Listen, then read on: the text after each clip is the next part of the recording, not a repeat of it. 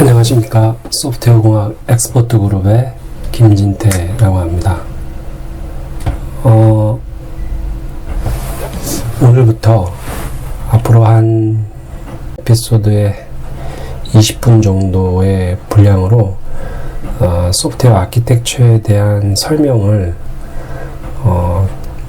올리려고 계획을 하고 있습니다. 사실은 예전 팟캐스트에도 이 아키텍처에 대한 내용을 음성이나 또 간헐적으로 올려서 했는데, 그런 것들이 사실은 제가 작정을 하고서 한 게 아니고 강의나 컨설팅이나 이런 것들을 녹음한 것들을 한 거기 때문에 좀 처음부터 끝까지 잘 심리스하게 좀 설명을 하는 아키텍처에 대한 동영상이 있으면 좋겠다, 그런 생각이 들었습니다. 그래서 이번 기회에 한 10회에 걸쳐서 이 소프트웨어 아키텍처에 대한 내용을 설명을 드릴 계획입니다. 먼저 이 소프트웨어 아키텍처를 어떻게 이해를 해야 되는지부터 오늘은 전반적인 개요에 대한 내용을 설명을 드리도록 하겠습니다.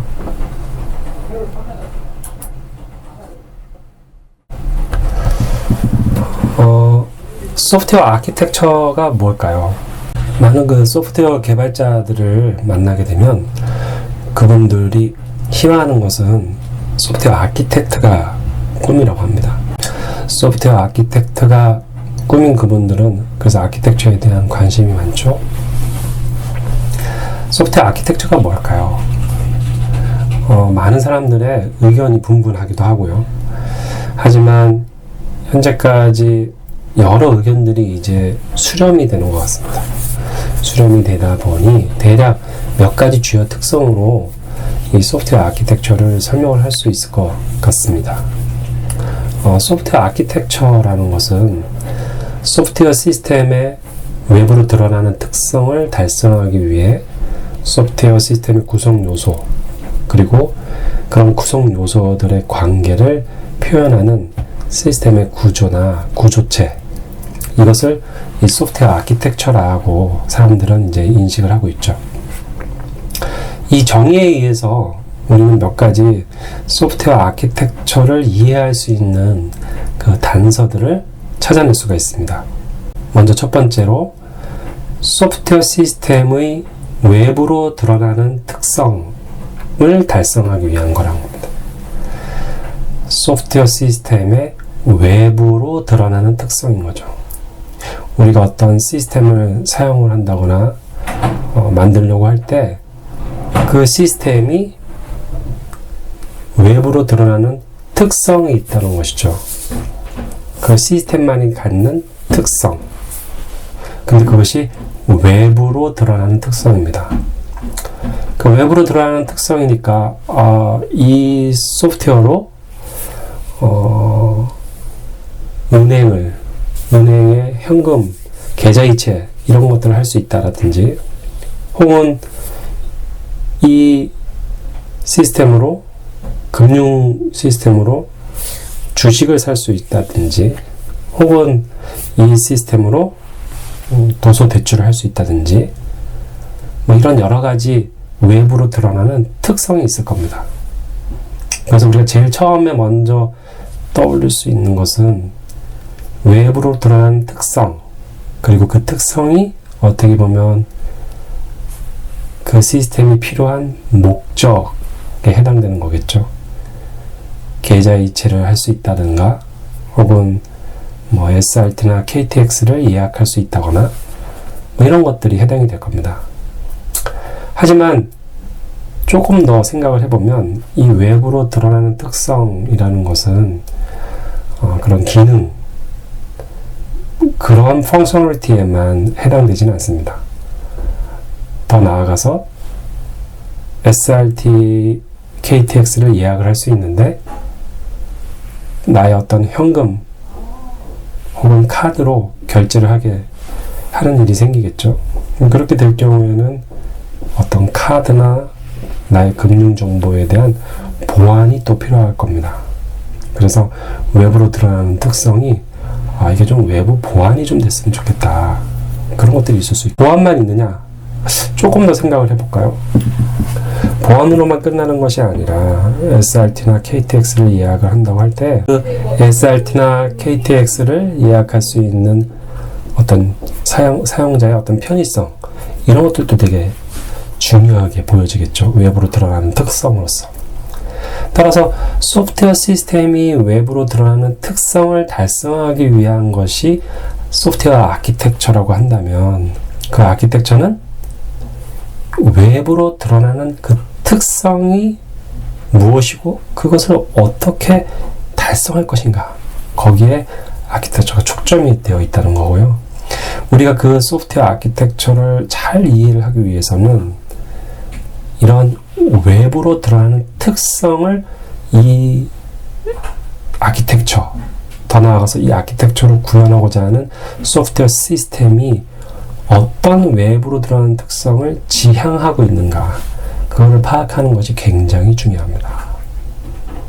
그래서 첫 번째로 기억할 것은 소프트웨어 아키텍처는 시스템의 외부로 드러나는 어떤 특성을 달성하기 위한 것이다, 이렇게 보실 수 있겠습니다. 두 번째로는 이렇게 시스템이 외부로 드러나는 특성, 이러한 특성을 달성하기 위해서, 그렇다면 그 시스템을 구성하는 구성 요소가 무엇인지,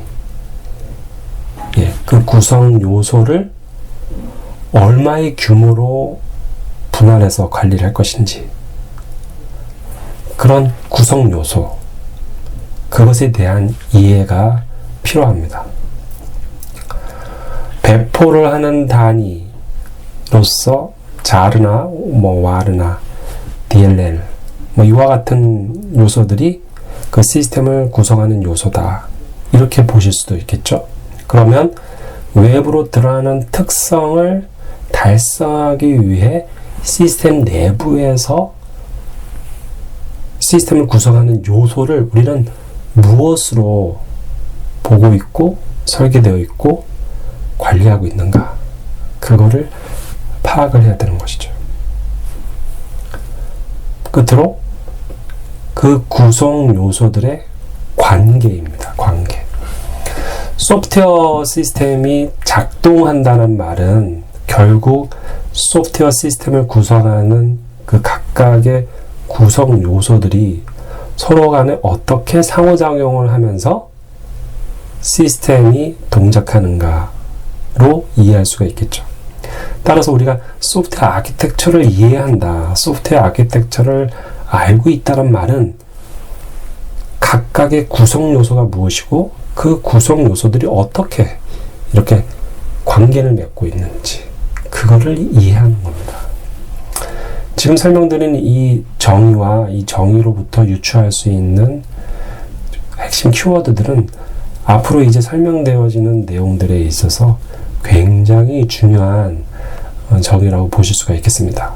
그래서 다시 한번 정리를 하면, 소프트웨어 시스템의 외부로 드러나는 어떤 특성을 달성하기 위한 그 시스템의 구조체, 이것을 아키텍처라고 하는데, 그 구조나 구조체는 그 외부로 드러나는 특성을 달성하기 위해서 어떤 구성 요소로 분할, 설계, 관리되어 있고, 그 구성 요소와 구성 요소가 어떻게 상호작용하는지, 관계를 맺는지, 이 세 가지를 이해가 돼야 합니다.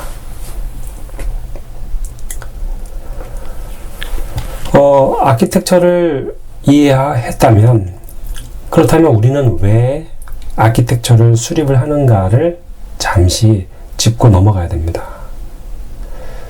만일 제가 어떤 S회사에서 근무를 할 때인데요, 서드파티 프로그램을 소스를 본 기억이 있습니다. 펑션 하나를 열었더니 5만 라인짜리가 있었어요. 그 5만 라인 펑션 하나가 5만 라인인 거죠. 하지만 실제 그게 동작하는 데에는 큰 문제가 있지는 않았었습니다. 원래 잘 동작을 하고 있었다라고 볼 수 있겠죠. 그러나 5만 라인 정도 되는 펑션으로 그 소프트웨어를 만들었다는 것은 칭찬받을 만한 일은 아니겠죠. 왜 그럴까요? 예, 지금은 누구도 펑션 하나를 5만 라인으로 짜지 않습니다. 왜 그럴까요? 5만 라인으로 짰어도 소프트웨어가 동작하는 데에는 아무런 문제가 없음에도 불구하고 그것을 왜 5만 라인으로 사람들은 짜지 않을까요? 네, 첫 번째는 이해하기가 어려워요. 사람이 사고할 수 있는 적절한 규모의 단위, 그걸 fine grained라는 말을 쓰는데 그 적절한 규모의 단위가 없죠. 알 수가 없어요. 5만 라인은 그것을 넘습니다. 두 번째는 우리가 만드는 이러한 소프트웨어들은 계속 업데이트가 되게 됩니다. 한 번에 완벽한 소프트웨어가 만들어지지 않죠. 요구사항이 불충분했다던가 버그가 생겼다던가 혹은 구조를 개선한다던가 어떠한 이유든지 간에 소프트웨어는 계속적으로 바뀝니다. 변화하고 진화하죠. 그래서 실질적으로 소프트웨어 비용의 60%는 유지보수할 때 발생을 한다. 그렇게 알려져 있죠. 따라서 5만 라인으로 동작할 수 있는 함수이긴 하지만 누구도 5만 라인으로 짜지 않는 이유는 그 5만 라인에 담아지는 어떤 펑셔널리티 때문에 5만 라인이 아닌 100라인씩 분야를 한다거나 이런 행위들을 하지 않습니다. 즉 유지보수를 잘하려고 혹은 업데이트를 편하게 하려고 결함을 쉽게 찾으려고 이러한 문제들 때문에 5만 라인이 아닌 더 작은 규모의 서브 펑션들로 분할이 되고 그 펑션과 펑션의 콜 관계라든지 형태로서 시스템이 구성이 되는 거죠.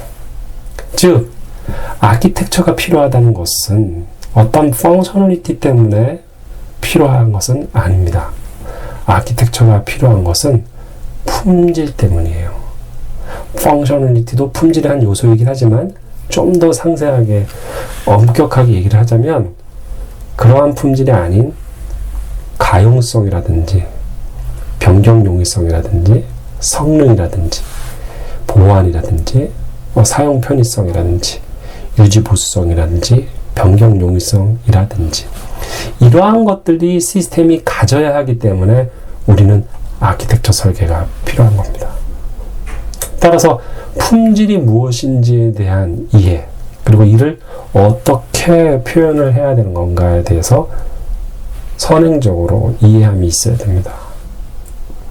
그리고 또 한 가지는 아키텍처 설계라는 것은 앞서 말씀드린 것처럼 한 번의 빅뱅으로 끝나는 것이 아니라 한 번의 설계 이후 지속적으로 개선되고 점진적으로 발전하는 형태로 진행이 되어야 한다. 그래서 아키텍처는 전 라이프 사이클에 걸쳐서 진행이 된다.